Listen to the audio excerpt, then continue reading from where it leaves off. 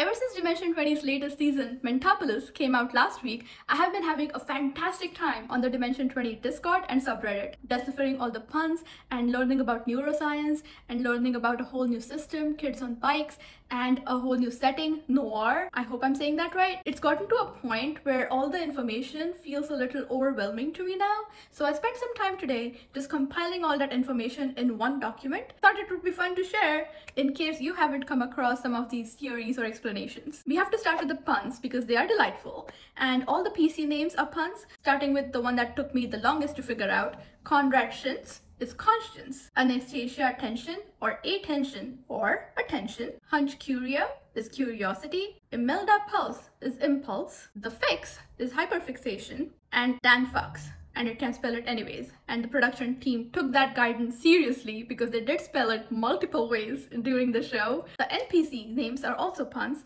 starting with Neurological is neurological. Conrad's dog is Justin Fication, justification. Mayor Leon Logic. DA Mark Bishon is Ambition or ambition. As for the Sugar employees, all the last names are pleasures. So Hans Schadenfreude, John Sneezes, and Lily Longshower. A fun fact I learned is that hot showers produce oxytocin, which give you feelings of love and affection. And then we have Madame Loathing, who runs Madame Loathing's Home for Wayward Interests. It's an orphanage for the big guy's abandoned interests. And then we come to the places. The places are also puns, starting with Cerebral Pacific, which is a combination of Cerebellum and Bell Pacific, the phone company. And then we have Daily Observer, the newspaper. So those were all the puns that I learned about. Then I learned about the setting, and I did not catch on this at all until I read about this online, but the setting is the Great Depression because the time period seems to be like the 1920s, 1930s. So the 1920s Prohibition era cracked down on illegal substances, which in this case is happiness. Happiness is an illegal substance. And then the second aspect of the setting is that it's a noir setting. Some of the tropes are that there is a detective and there's a femme fatale, and then there's like a gritty reporter and a big, strong fixer person, the moral compass of the group, a sleazy club owner. So I love that they took all these tropes and then they converted them into characters in your brain.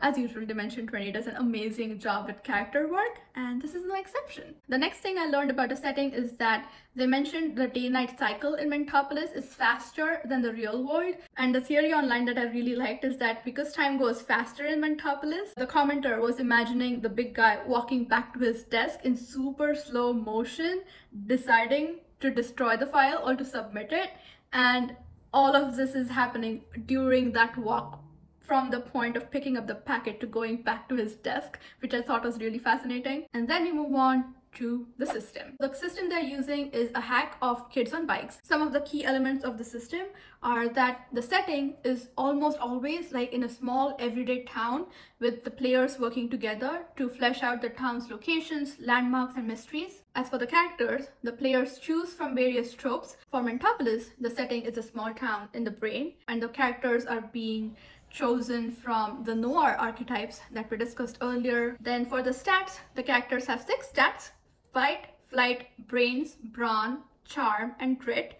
And the value of these stats is determined by the chosen character trope. And the Dimension 20 team explained this further, and they said they have hacked the game a little to fit the noir setting. So the skills involved are slick, which is more like charisma in D&D, savvy, which is similar to intelligence, sneak, which is similar to dexterity, snoop, which is similar to wisdom, sharp, which is similar to strength, and sturdy, which is similar to constitution. Then moving on to the relationships, a significant component of the kids on bikes is the relationships between different characters. Players determine their relationships to each other during character creation, giving each character a richer backstory and providing motivations for interactions. And Hank talked about this in his video about being a guest on Dimension 20. He talked about how they had a session 0 where they came up with the interconnections between the PCs, and with that information it was very interesting to go back and rewatch the episode and pick up on those connections. Attention and impulse are cousins. Attention and curio are kind of like not rivals, but Brennan phrased it as they're always working in parallel. It makes sense, like attention and curiosity go together. And the first thing impulse does is to go to curiosity when she has something that needs to be investigated. So that thing that she read in the newspaper. Daniel and Conrad are at odds. Daniel is the master of all the desires and urges and pleasures, and Conscious is probably like, maybe reconsider.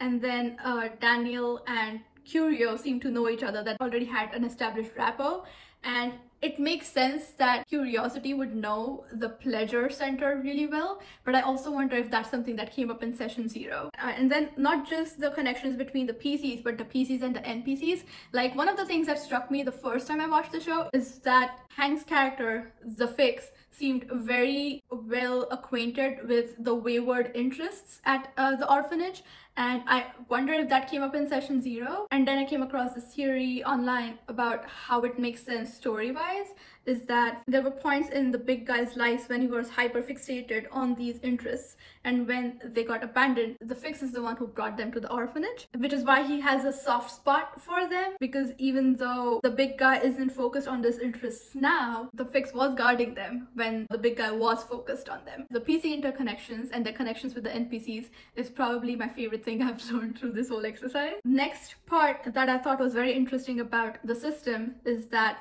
there's this concept of powered characters, where some stories include a character with mysterious or supernatural abilities, and this character is collectively controlled by the players and the GM. In our case, it's the big guy. So I think the big guy has his own stats, but he's definitely being controlled by the PCs. Brennan mentioned it, the adventuring party, of this is not just a story of what's happening to these individual characters, but also there is this layer of how the characters are affecting this whole other character, the big guy, which I thought was really fascinating, that there is a mechanic built into the system to facilitate that. And then there was more about the scenarios, and the game comes with various scenarios for the players to explore, and they can be mysteries or supernatural occurrences or just challenges the characters face in their everyday lives. The emphasis is always on the story and the character development over combat or winning in a traditional sense, which made me understand Brennan's comment about how